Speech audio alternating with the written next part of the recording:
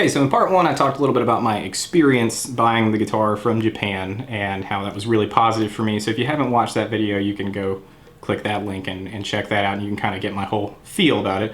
But in this, I'm just going to talk to you about the guitar itself. Like I said before, this is a 1977 EG 800 from Greco. As you can see, Greco is done very much in the Gibson script. It looks like abalone or something like that. It might not be, it might be faux mother toilet seat kind of something, but it looks nice. There's nothing there on the headstock that would usually say Les Paul, which I honestly do not care about at all. This appears to be a bone nut. It's a little hard to tell, but it appears to be a bone nut. The truss rod is the acorn type truss rod. It's the exact same size that Gibson uses, or at least uses now. It's the same as the PRS size. I just happen to have that wrench on hand and I stuck it in there, and sure enough, there it was. It fit perfect. It has a really cool neck profile. It's a bit on the thinner side down here. It's like in the chord area, it's almost what I would call like a C shape. It's real comfortable. But then by the time you get to about the 5th or 6th fret, it starts to thicken up some, which I really like. From like here up, it's like 59 kind of, good amount of girth. Hey. It has a rosewood fingerboard. That's a nice grain happening in there. Mother of pearl style inlays. I don't know if they are real, like, pearl or not. Probably not. They look nice. You can tell this guitar was done, a lot of it was done by hand, because at least one of the inlays is, if you look really close, it's just a little bit off, like it's a little bit turned. Not enough that you would really notice it unless you were just going over it with a fine-tooth comb, which I did because I was, setting the whole thing up. I like those little things. I like those little eccentricities about guitars. I think it's cool when they have something that it shows me that a person did it and not a machine did it. Not that the machine might not possibly do a better job, but I just think it's neat. It adds to the character of the instrument. It has what I believe are the original frets. It's not quite like fretless wonder low, but it's pretty low. So I'm still kind of getting used to playing it because I use generally 11s or 12s, 11s on this guitar. Smaller frets with bigger strings can be a little bit weird at first. You kind of got to get used to it because it's a little harder to get up underneath the string when you're bending, and I'm a bendy kind of guy. The fret job on this guitar, I'm not sure if it's ever had a level and dress or not. Whoever did the fret job on this, whether it's from the factory or an after, is a really good fret job, like outstandingly good. No buzzing anywhere on the neck, and I was able to get the action pretty low. I could go lower, but this is as low as I want to go and still be able to kind of get up underneath the string and have it sound good. It does have the binding nibs. Let's see if we can get that in there.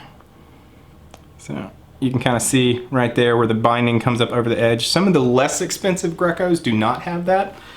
That is not a deal breaker for me. I really don't think it makes any difference as far as like the way the guitar feels. If the fret job is done well, it doesn't really make any difference to me, but that is a neat thing because you do find that on Gibsons. It does make it a little bit of a pain in the butt for the guys that want to do refrets, because then you gotta work around that. The fit and the finish, the whole attention to detail thing is really, really good. Even after this many years, this still is really good. And you can see there's some dings here where the paint has come off, a couple around, kind of normal spots you would expect to see dings and stuff in the guitar. There's a pretty good one right there where you can see through the mahogany. Some on the back. There's one kind of moderately noticeable one on the neck there. You don't feel it when you're playing, but you can see it.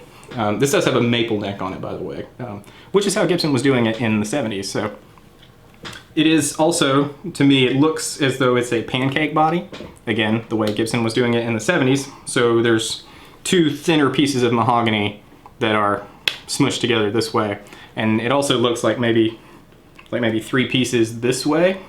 So I don't know, there might be maybe 6 pieces of mahogany or something glued together. But it sounds really good and it feels good, so it makes no difference to me. Full thickness maple cap. Beautiful plain maple with just like a little bit of flame, something happened right there, but it's mostly plain.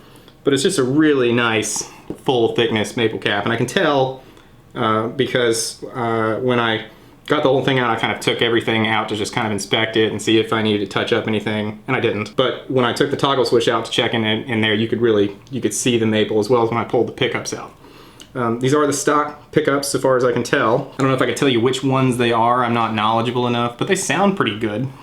They're kind of medium to low output. The pots are full size, very nice pots. I don't know if there's a specific brand. It's kind of hard to tell. There's solder on them and stuff, but the wiring job is just exemplary good. You wouldn't find anything nicer in a guitar, period. Like, I mean, it's just done with the utmost attention to detail. The solder joints are beautiful, everything's shiny, and it is done 50 style, so the tone cap jumping across to the volume pot, which I tend to prefer. I think that just makes the guitar sound better when you roll the volume down. So you can see it's got the kind of plasticky jack plate missing a screw there. I actually just noticed that. It's missing a screw. It has binding around the top, which is very nicely done. Also, you can see, well, you probably can't see it because of the light, but on regular Les Pauls, you'll see the binding here, but you'll be able to see that the binding does not cover how deep the maple is there. So I can actually see through and see the full thickness maple top. You have to be right up on it because this is a dark finish, but yet another indicator that this is a full maple top. Does that do a whole lot for the sound? I don't know, you could argue, but it's nice. It does have the little, what I call the blood checks, the little pointer things. Stop tailpiece and tunematic type bridge. Interesting about this, the screws, or the threaded part of this that goes down into the guitar, usually on, you can kind of see the stud or the little bushing thing that the screw goes down into. These, you can just barely see it. I mean, it's the tiniest little thing. So it almost looks like this is just drilled directly into the wood. It's not, but it almost looks like that. But it's a nice high quality bridge. Both of those things say made in Japan on the bottom of them, which makes sense. Hardware is held up pretty well. I mean, there's a little bit of some cracking in some places. You can tell this guitar from the holes. It did have a pick guard at some point. It did not come with the pick guard when I got it, but again, don't care. I probably would have taken it off anyway. I'm not a huge fan of pick guards on Les Pauls. These are Greco guitar branded tuners. Interesting, they kind of mount the way that like vintage Klusons do, where there's a screw on the top and the bottom rather than like Grover's where it's just on the bottom. While this design is super close to the full fat Gibson guitar, the headstock angle is a little bit less pronounced. Like if a Gibson is 14 or 15 degrees or something, this is maybe like 13. I mean, it's just a little tiny bit less. The neck angle set to me looks the same, but the headstock angle is just a little bit less. It doesn't affect anything as far as I can tell, but that is something I noticed. It is finished in polyurethane, which in this case I kind of actually prefer, because when you get onto the neck of a guitar like this, if it's got nitrocellulose on it, it can get tacky real easy, especially depending on what kind of, how your body chemistry makeup is and whether or not it's humid or something. Like my Les Paul double cutaway, my SG, those are not guitars I would ever want to take and play in an outside type thing because you just never know how it could get real sticky. Whereas this pretty much just stays smooth. It stays in tune really well, which is awesome, which means I don't have to change anything or worry about anything. But so far I've been ripping on it and really laying into it pretty hard, and it stays in tune surprisingly well. So overall, craftsmanship of this guitar, I don't know, 9 out of 10. I don't know that I could ask for anything more, especially when you're talking about how much I paid for the guitar. Like, I think this is absolutely as good a guitar as, any kind of normal Les Paul, standard, traditional, classic, whatever you might buy now. It's definitely that good a quality build.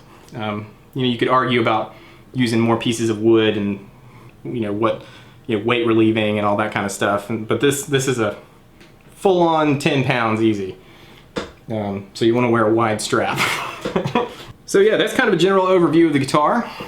Like I said, it's just outstanding. I could not be happier with the build quality.